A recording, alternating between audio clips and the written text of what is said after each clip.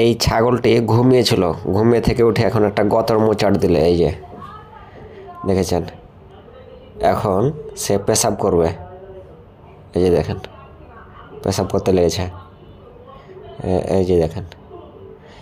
বসে থাকার পর একটি ছাগল যদি উঠে তাহলে সর্বপ্রথম একটা গতর মোচাড় দেবে।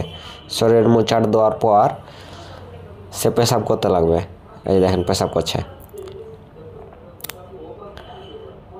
পুরোটাই পেশাব করা হয়ে গেলে কিন্তু সে পায়খানা করবে।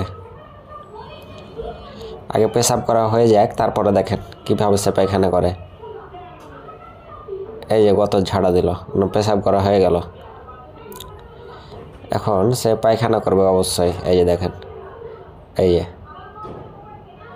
দেখেছেন কীভাবে সে লাদছে ঝুরি ঝুরি করে।